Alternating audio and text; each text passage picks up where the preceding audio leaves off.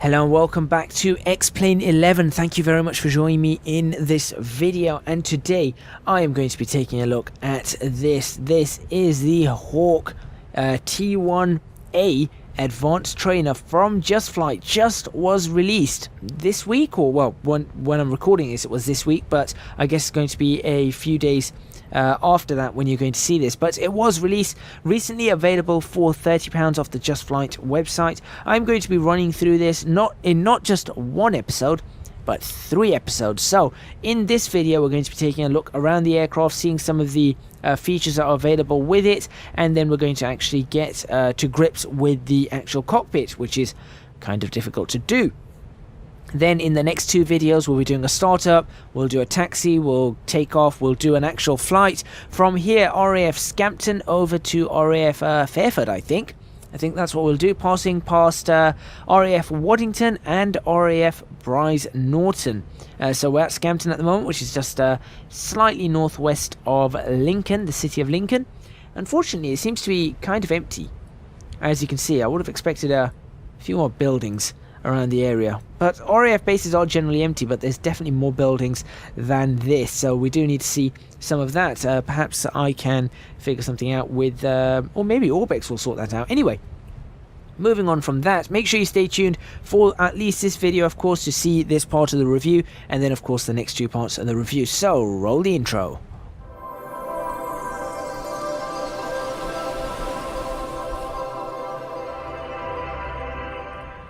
Alright, so what you'll notice from the intro to now is that this aircraft looks a little bit different already.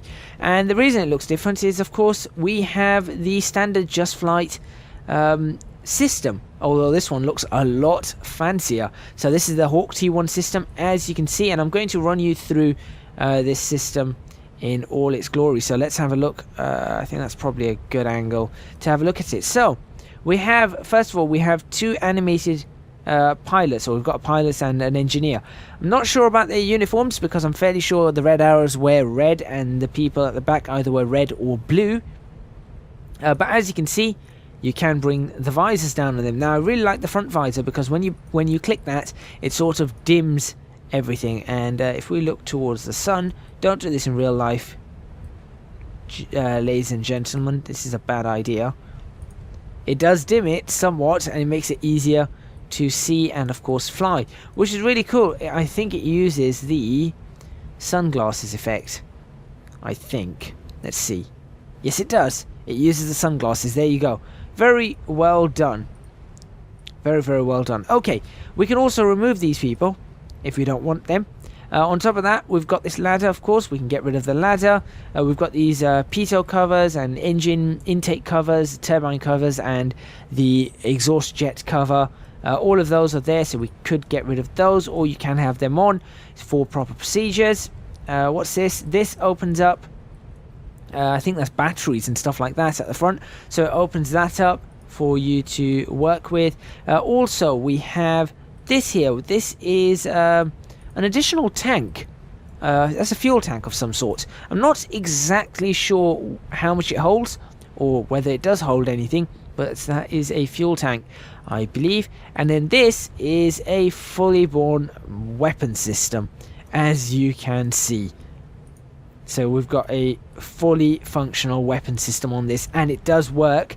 I'm not going to be showing you that, at least not at this point. I need to figure out how it works. This is my first time in this aircraft, so I don't actually know. This is why I'm going through this as a first impressions and review. So if I do mess a few things up, please do excuse me. Let's see, what else do we have?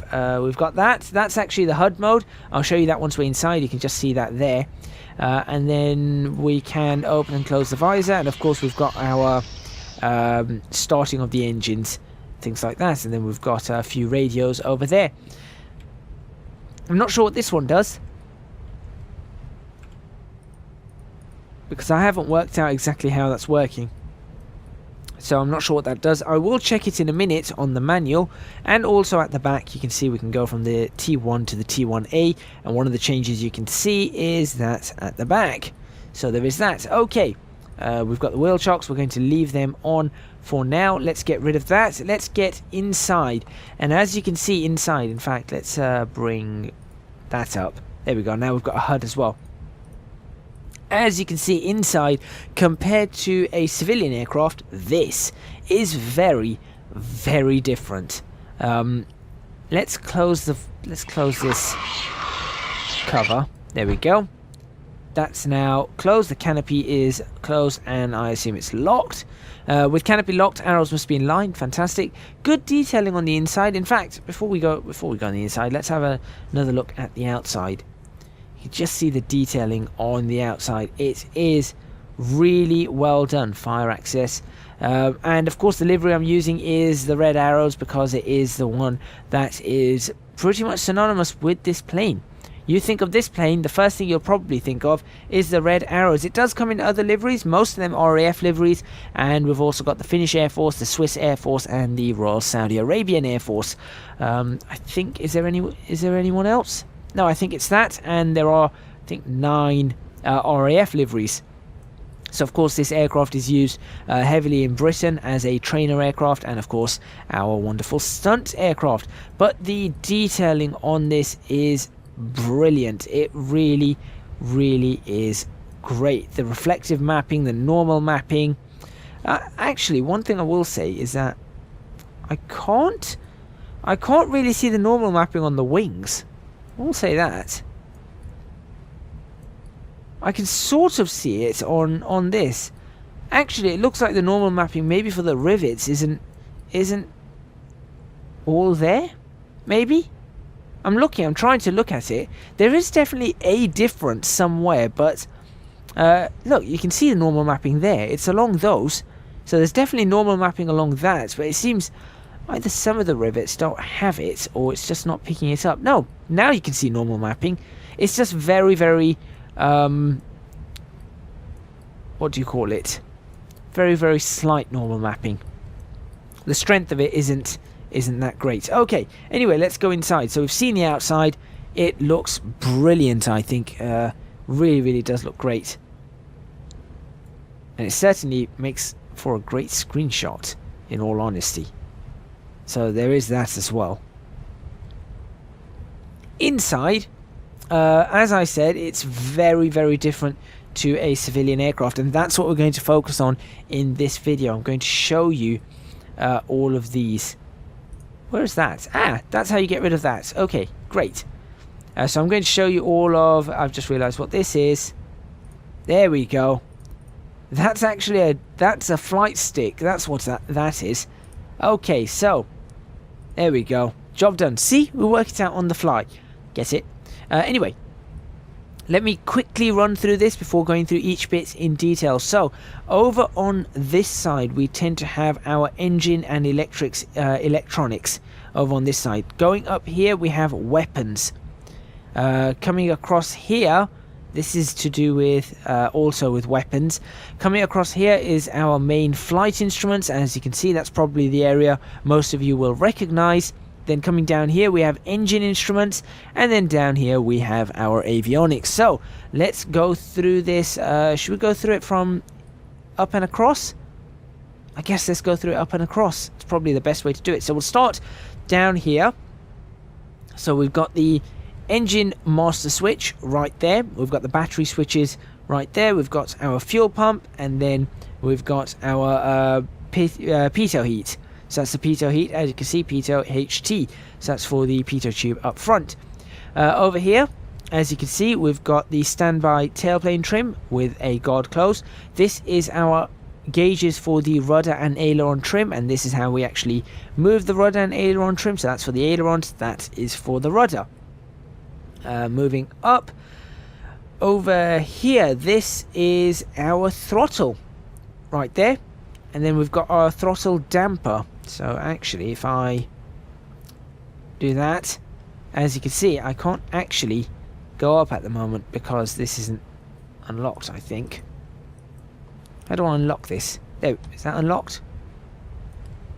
There you go, that's now unlocked. So how do I now lock it? Should be a way to lock it, right? Should be. We'll figure it out. I'm sure we'll figure it out at some point. Anyway, keep talking about that. So yes, this is our throttle lever. Then we've got our dampers over here, which I don't think work, because I haven't figured, I can't see that working in any which way.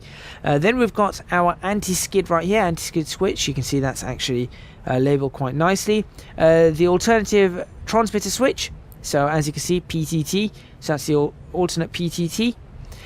We've got the alternative receiver mute switch, so there you go, you can do that right there. And then we've got the standby UHF switch, which is the ultra high frequency. Moving on further up, and I will show you how to use these in the next video. Moving on further up, we have all of our pressures for the hydraulics. So we've got hydraulics 1 and 2 there with the reset right there. We have then got our brake line pressure right there, if I'm reading this correctly. And our port and starboard hydraulics. Yes, that would be port and starboard hydraulics for the brakes. So there you go. So this is our brake supply, and that's our port and starboard brake pipe pressure, or brake line pressure. Going across from that, we have our altimeter. So this is our ground test switch, so we can always switch that on. Will I show you how to use that? I might show you how to use that. Then we've got our actual ignition. That's our engine ignition switch. Up here we've got our AC3 reset button. Then we've got, going across to this, we've got our generators. So we've got a voltmeter right there. Then we've got our generators for number 1, number 2. So we've got the generator number 1 and number 2 inverters, and the reset buttons for those. So you can see reset, reset, reset. Moving on from that, we have our landing gear. This here is our landing gear standby lowering system selector. And moving up from that, that is our flap standby. So you can see that actually is an F. It's kind of rubbed out a little bit, but that, I'm pretty sure that's an F. So that's what you've got there. Then we've got this one here, which is our landing gear standby lowering system selector. And we then have, sorry, these are our landing gear selector buttons. That's our system selector. That's the buttons right there. Then we have flap position indicators, so you can see stages 0, 1, 2, 3, 4, 5. So ranges 0 through 5. And is that everything? I'm not too sure. I think that is everything. That is everything here on this side. Then we'll move on to the weapons. There is a rear cockpit, by the way. Let me quickly show you the rear cockpit, just in case you guys are not quite sure as to how this aircraft works. Is it going to let me through? It is going to let me through. Alright, here's a rear cockpit, and as you can see, it's almost the same, apart from this one has a red button there, but it does look almost the same. It doesn't have these avionics there, but it has a bunch of similar information. So we'll just go back up front and back to what we know, or I'd say what we know, what we're about to know. Let's get moving on to let's see, I guess this panel now. So this is the weapons panel. Over here we've got, believe it or not, missile control. This is our missile control panel. This is our frequency card, so we can write a bunch of frequencies on that. It doesn't really work, does it? Can we write things on that? I hope we can. I hope there is a way to write things into that frequency card, because that would come in really, really handy when we use these TACAN frequencies, which I will explain afterwards. We've got our weapon. Ooh, don't touch anything. I don't want to fire off a weapon. We've got our weapon control panel, which actually is missing on the Red Arrows, but probably because we don't have weapons selected. There we go. Okay, that's our weapon control panel right there. So now that we've got this on here, we've got our weapon control panel. So we have, and by the way, the Red Arrows can be fitted with these weapons. So as you can see, we've got our guns, we've got the selection of the different weapons, we've got pylon selectors, just a bunch of stuff here, which I'm not going to touch because, as you guys probably know, I am not very good with this sort of thing. So let's get rid of those very, very quickly. Moving on to number 4, this is our UHF transceiver. So we've got the transceiver control panel right here, as you can see. And I will show you how to use it. So as you can see, it's 120.8 right now. So you can imagine how that works. I'm sure you can figure that out. Channel 1, 2, 3, 4. And we can go right the way to different channels. So you can probably work out how that actually does work, but we will work on that a little bit more when we're flying the aircraft and getting used to it. Then we have let's see, we've got our landing gear lights, of course, which I completely missed, which are currently showing up, but they will be green. We have the CWS attention light right there, so that's if something's wrong with the systems. We've got our accelerometer right here, and as you can see, it says acceleration G units, so that's our accelerometer, making sure we're not pulling too many G's. We have our air brake indicator right there, you can see that saying air brake. Moving on, next to that is our turn and slip indicator, which is obviously our turn coordinator. So it looks just like a normal turn coordinator, but it's just ever so slightly different on how this is displayed, but you can see what that's like. Then we've got our tailplane position indicator right there. Obviously we've got our speed, this is our speed indicator, and then we've got our directional gyro indicator, which is basically a compass card in a sense. So we've got all of that. Now moving on to this panel down here, before we move up back to this, we've got this leg panel. Now this is a little bit confusing. This is our AHRS control unit. Now I believe this has got to do with weapons as well, because this is the ISIS control unit, and this here is our rudder bar locking handle. Now this is definitely to do with weapons. That's to change to different weapon types and putting a depression on this HUD. So for example, I think that's ground to air, sorry, that's air to air, that's missiles, that's air to ground, and then that's different versions of air to ground or something like that, and then we can compensate for the drift. So it's a very complicated aircraft, and I think they do work. Anyway, continuing back up here, we have our attitude indicator. This is probably the one that's going to be incredibly familiar. So we've got a standard attitude indicator there, and we have our standby attitude indicator right there. We have an altimeter right over here. We then have our horizontal situation indicator, our HSI, right here. We've got our vertical speed indicator right here, so that's pretty easy to see. We have, let's see, we have a navigation mode selector here. So you can see that I click that and it switches off glide slope. So there is something there that actually works. We've got an ILS marker indication light right here. As you can see, when I press it, it glows blue. We've got our landing lights and taxi lights here. So that's obviously the one at the front. We've got our communications power switch right there. That's the battery indicator for that. We then have our power switch for our flight instruments, which is an interesting one. So we actually have a power switch just for the flight instruments right there. So lots and lots of different power switches there. Again, there's another attention light just like that one that will light up nice and red. Gone through that, then we can look at this one right here. This is our cabin altimeter. So that's the altimeter for the cabin, as it says. Then we have, let's have a look, fuel. That's obviously how much fuel we have, so that's our fuel gauge. We then have this one over here, which is our, let's see, and RPM. This is our RPM. Yep, this is our engine RPM. And then this is our TGT. So that's a turbine, is that turbine gas temperature? Is that what it stands for? So that's the temperature inside. I'm sure that's the temperature inside the turbine, but don't quote me on that. Then we've got this button here, GTS, which is our air producer start indicator, I believe.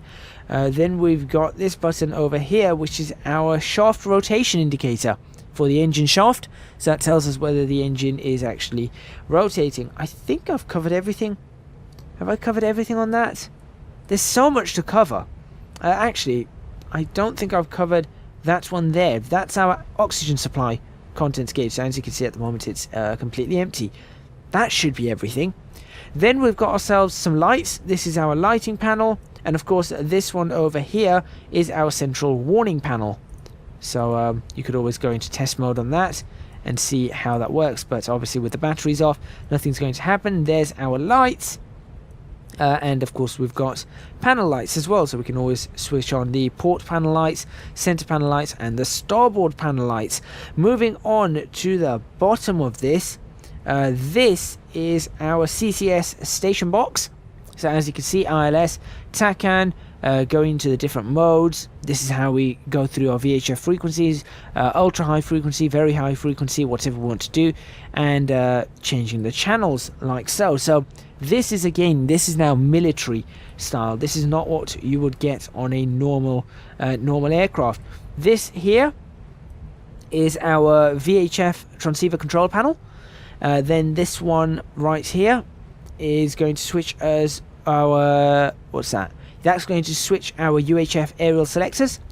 This one here is the IFF-SSR control unit. Again, when we're working on this aircraft, this will make more sense. But if you have a look at this, you may notice that that looks like a squawk box. Look at that, TARA standby normal. So this is a squawk box. You can ident from there as well. Moving on from that, we've got the external interaction switch, which is I think this one. Yes, that one right there, external interaction switch. ADF station indicator right there. Then we've got the TACAN control unit. So this is how we get TACAN. So we can tune in TACAN channels and then switch on bands X and Y, and that will actually equate to other frequencies. So you need to be aware of that. And then of course at the bottom we have our ILS control unit, which has one already built in, and then all you do is you just switch over to the different one. So for example, if we were doing Heathrow Airport, if we were taking off from Heathrow Airport, one of them would be, I think, 109.5, and the other one would be 110.3 or something. I can't remember off the top of my head. Then we have the, let's see, what's this? I'm not sure what this is. Lower seat adjuster. Okay, does it work? I don't think it works. That's the seat adjuster. Then we can test the air brakes by doing that. So that's the air brake test switch. And then we've got ourselves some cabin conditioning or air conditioning. So the control switch and the temperature switches there. And one thing that's left is at the back, which I don't think we can see, is the parking brake, which I can't actually see from here. So that is the entire aircraft. Now, in the next video, now that we know where everything is in this aircraft, and of course now that I know as well, in the next video we'll be starting up this aircraft, hopefully taxiing and taking off for a flight in this aircraft, and we're going to see just what this aircraft can do on our journey from here in RAF Scampton to RAF Fairford, passing through, as I said, RAF Waddington and Brize Norton. Thank you very much for watching. Please remember to hit the like button if you like this video, subscribe to the channel for more videos on X-Plane 11 and of course the second and third part of this review. Don't forget to leave a comment in the comments box below letting me know what you think, and if you do like this aircraft so far, don't forget to go pick it up at the JustFlight store. Link is in the description box below. It will be £30. Also, don't forget to support me on Patreon, www.patreon.com/ecgadget. Your support would be massively appreciated, would really help me out. And you can find me on Twitch at twitch.tv/ecgadget, and on social media, that is Twitter and Instagram at ecgadgetlp. That's all from me. And I think between videos, I am going to have to learn how to start this aircraft up. So I'll see you guys next time.